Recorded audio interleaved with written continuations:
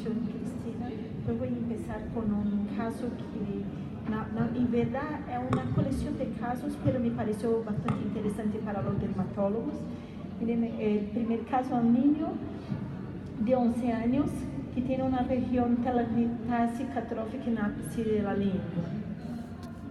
El segundo caso es una niña de 13 años con una lesión muy similar, telangiectásica liquenoide en el ápice de la lengua.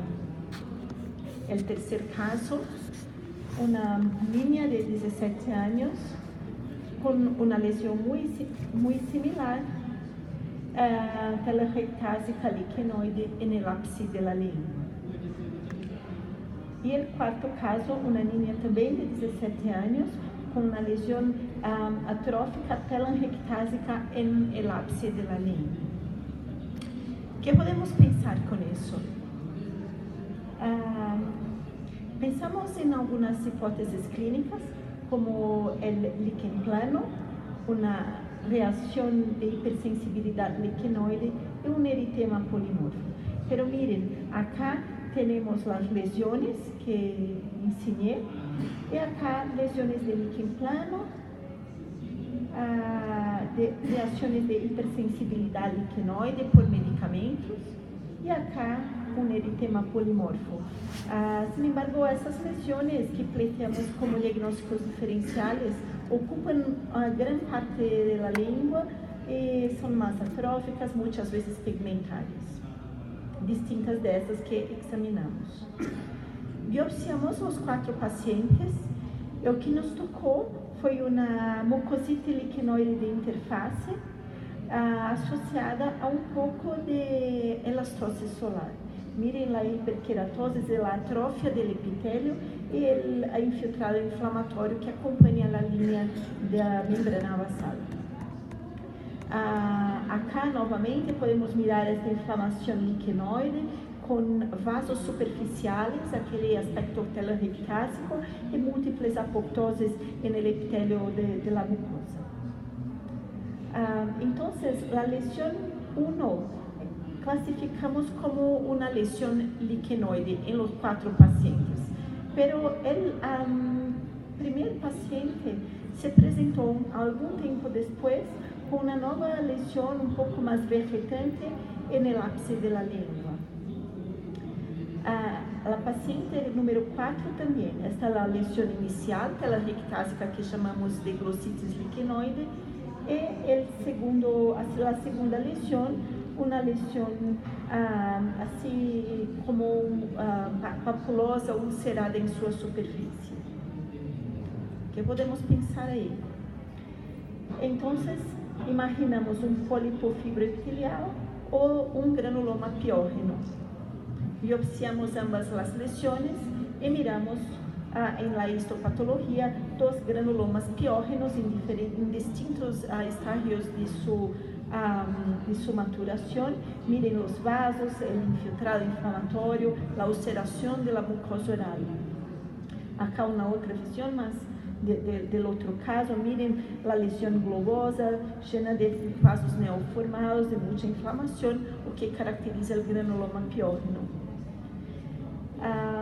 Pero en primer caso, el paciente desarrolló una tercera lesión.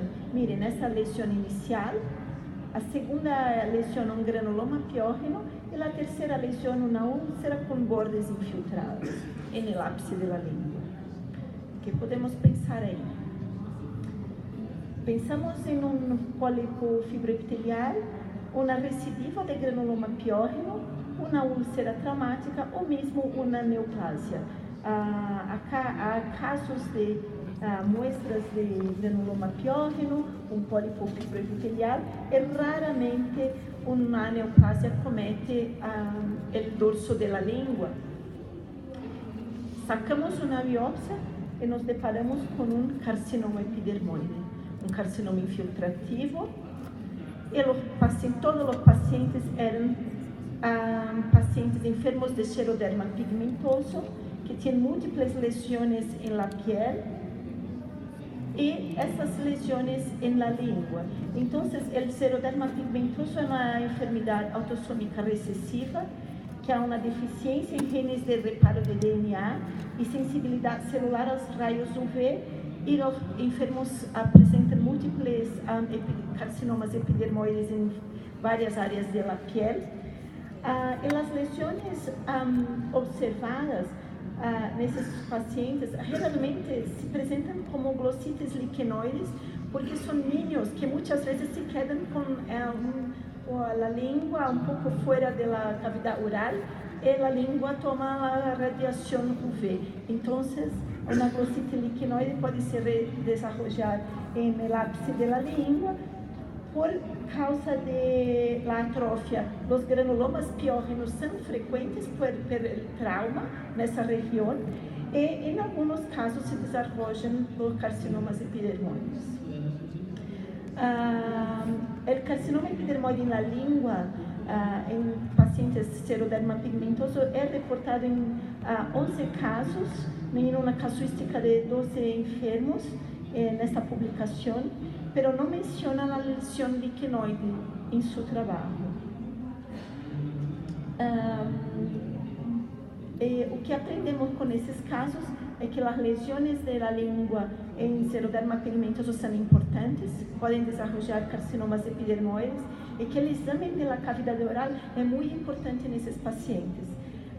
O diagnóstico precoce dessas lesões são fundamentais para que os pacientes sofram cirurgias mais conservadoras e curativas, porque sabemos todos que o carcinoma epidermoide de cavidade oral é muito agressivo e mutilante.